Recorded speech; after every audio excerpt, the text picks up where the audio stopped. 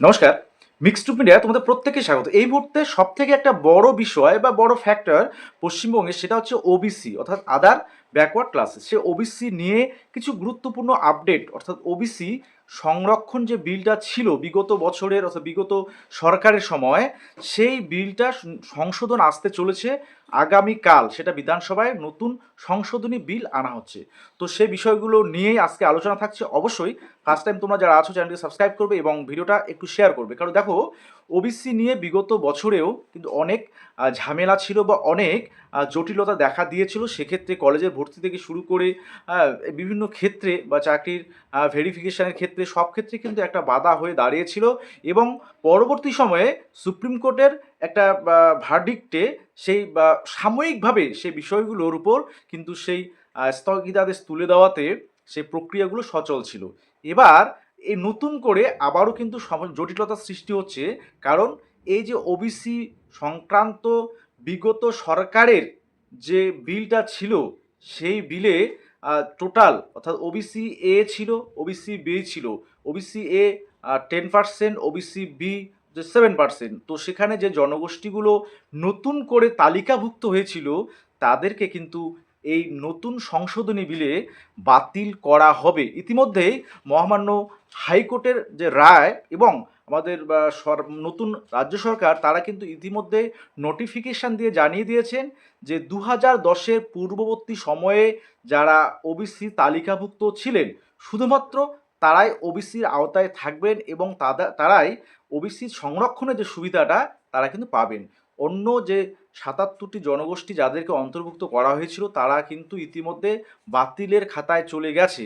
এবং এই প্রসঙ্গে বলে রাখি, সেই 77টি জনগোষ্ঠী তারা কিন্তু আবার সুপ্রিম কোর্টে গিয়েছে তাদের এই যে তাদেরকে বাতিল করার বিরোধিতা, তারা কিন্তু সুপ্রিম কোর্টে গিয়েছে। অর্থাৎ সেক্ষেত্রে সুপ্রিম কোর্টের নতুন করে কি ভার্ডিক্ট আসে বা নির্দেশিকা আছে, একদিকে এই বিষয়গুলো নিয়ে হাইকোর্টের একটা রায়, সেটা যেমন বিষয়টা ছিল যে 2010-এর পরে যে সমস্ত জনগোষ্ঠীকে আনা হয়েছে তাদেরকে পুরোপুরি যেন সেগুলো যে সার্টিফিকেটগুলো সেগুলো কিন্তু অবৈধ বলে ঘোষণা করেছে।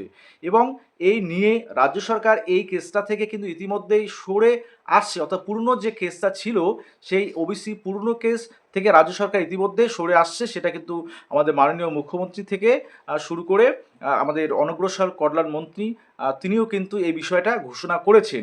তো তাহলে কি হবে, অর্থাৎ 77টি জনগোষ্ঠী কি হবে? নতুন যে সংশোধনী বিল আনা হচ্ছে ওবিসির ক্ষেত্রে, সেক্ষেত্রে কি তাদের নতুন কোনো জনগোষ্ঠীকে ওবিসির আওতায় আনা হবে? দেখো, এই নতুন সংশোধনী বিলে অবশ্যই যে বিষয়গুলো থাকছে, অর্থাৎ সেখানে জোড়া বিল, অর্থাৎ ওবিসি রিলেটেড দুটো বিল আসতে চলেছে।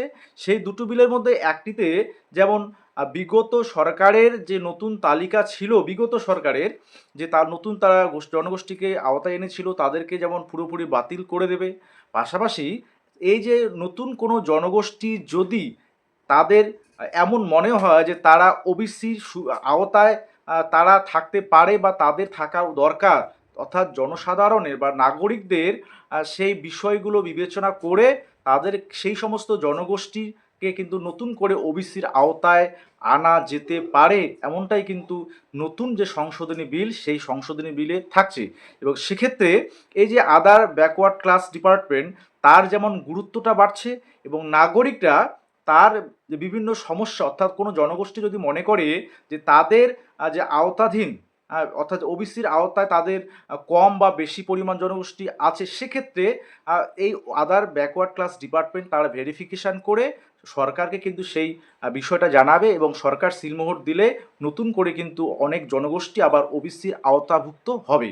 তো এই বিষয়গুলো অবশ্যই একটা একটা ভালো দিক একদিক দিয়ে। আর একটা সব থেকে বড় যে বিষয়টা নতুন রাজ্য সরকার যেটা যে বিষয়টার উপর ভিত্তি করে বা যে বিষয়গুলোর উপর নির্ভর করে এই বিলটা আনতে চলেছে, সেটা হচ্ছে বিগত সরকার অনেক ওবিসি সার্টিফিকেট অবৈধ উপায়ে বা অবৈধভাবে প্রদান করেছিল। সেই সমস্ত বিষয়গুলো কিন্তু এবারে আর থাকছে না। অর্থাৎ স্বচ্ছভাবে ওবিসির তালিকাভুক্ত অথবা ওবিসির সার্টিফিকেট দেয়া হবে এবং যারা উপযুক্ত গোষ্ঠী, অর্থাৎ যাদের এই সুবিধাটা পাওয়া উচিত, শুধুমাত্র তারাই কিন্তু এই সুবিধাটা পাবে। তাহলে আমাদের ক্ষেত্রে যেমন বিভিন্ন চাকরির ক্ষেত্রে ওবিসি রিলেটেড এই যে বিষয়গুলো একটা জটিলতার সৃষ্টি হতে পারে, যেমন ইতিমধ্যে SLST 2 অর্থাৎ 2025-এর SLST 2 যেটা অনগোয়িং প্রসেস চলছে, তাদের কিছু ক্ষেত্রে ভেরিফিকেশানে দেখা যাচ্ছে তারা 17% সংরক্ষণে ওবিসিকে রাখছে, অর্থাৎ তাদের যে ওবিসি 7% এবং ওবিসি যে 10% যে সংরক্ষণ এবি এর, সেগুলো পুরোটাই কাউকে কিন্তু বাদ দেওয়া হচ্ছে না। আবার একদিকে রাজ্য সরকার ইতিমধ্যে নোটিফিকেশান করে জানিয়ে দিয়েছে যে তাদের যে 2010-এর আগের ওবিসি যে 66টা জনগোষ্ঠী, তাদেরকেই তারা সুবিধা দেবে।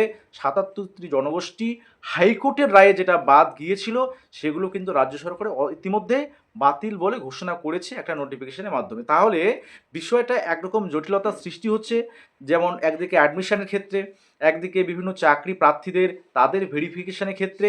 তবে কবে এই বিষয়গুলো সমাধান হবে সেটা কিন্তু সময়ই বলবে। আবার একদিকে 77টি জনগোষ্ঠী তারা সুপ্রিম কোর্টে গিয়েছে, তো সুপ্রিম কোর্ট থেকে নতুন করে যদি কোনো নির্দেশ আছে, তো এই বিষয়গুলো নিয়ে একটা জটিলতা কিন্তু সৃষ্টি হয়েছে ইতিমধ্যে। তো যাই হোক, সময়ে কথা বলবে। তবে একটা বিষয় আমাদের খুব ক্লিয়ারভাবে সেটা বুঝতে হবে যে অবৈধ উপায়ে কোনো সার্টিফিকেট, কাস্ট সার্টিফিকেট, সেটা SC হোক, ST হোক, ওবিসি হোক, যাতে অবৈধ উপায়ে বা অবৈধ কোনো জনগোষ্ঠীকে যে কোনো সংরক্ষণের সুবিধা দেওয়া না হয়, সেই বিষয়টাই কিন্তু সব থেকে বড় বিষয়। অর্থাৎ সরকারের কাছে একদিকে যেমন স্বচ্ছতা, অর্থাৎ স্বচ্ছভাবে সার্টিফিকেট প্রদান এবং উপযুক্ত জনগোষ্ঠীকে তাদের সংরক্ষণের সুবিধা দেওয়া, এই লক্ষ্যেই কিন্তু নতুন সরকার এই সংশোধনী বিল আনতে চলেছে আগামীকাল, যেটা বিধানসভায় পেশ হবে, অর্থাৎ ওবিসি সংক্রান্ত। তো এই বিষয়গুলো যাই হোক, তোমাদের যাদের কাস্ট ক্যাটাগরি রিলেটেড বিষয়গুলো খোঁজ নাও, তারা অবশ্যই SC ST OBC, হ্যাঁ, এমনকি EWS সার্টিফিকেট যারা সংগ্রহ করো, অর্থাৎ ইকোনমিক্যালি উইকার সেকশানে, সবার ক্ষেত্রে বলছি, তোমাদের কোনো সমস্যা হলে অবশ্যই তোমরা তোমাদের বিডিও অফিস বা তোমাদের SDO অফিসে এই বিষয়গুলো নিয়ে একটু যোগাযোগ করবে বা কন্ট্যাক্ট করবে, ভিজিট করবে অফিসে যারা থাকবেন এই দায়িত্বে ব্যাকওয়ার্ড ক্লাস ডিপার্টমেন্টে, তাদের কাছ থেকে তোমরা কিন্তু সমস্ত ধরনের সঠিক তথ্য পাবে যে রিভেরিফিকেশানের বিষয়গুলো। অর্থাৎ তোমাদের অনেকের মনে এই বিষয়গুলো প্রশ্ন জাগে যে রিভেরিফিকেশান কিভাবে হবে, আমার সার্টিফিকেটটা আদৌ ভ্যালিড কি ইনভ্যালিড। তারা অবশ্যই তোমাদের বিডিও অফিস বা SDO অফিসের নির্দিষ্ট সেকশানে গিয়ে এই বিষয়গুলো খোঁজ নেবে। আর অবশ্যই বলে রাখি যে 77টি জনগোষ্ঠী ওবিসির ক্ষেত্রে যেগুলো বাতিল হয়েছে, তাদের আপাতত কিন্তু কোনো ধরনের কোনো সুযোগ সুবিধা দেওয়া হবে না, এমনটাই কিন্তু নতুন রাজ্য সরকার সেটা ঘোষণা করেছে। যাই হোক, সকলে ভালো থাকবে এবং সুস্থ থাকবে। কোনো ধরনের কোয়ারিজ থাকলে অবশ্যই করতে পারো, এবং ওবিসি রিলেটেড বা SC ST সংরক্ষণ রিলেটেড সঠিক খবর পাওয়ার জন্য অবশ্যই তোমরা কিন্তু তোমাদের নিকটবর্তী অফিসে ভিজিট করবে।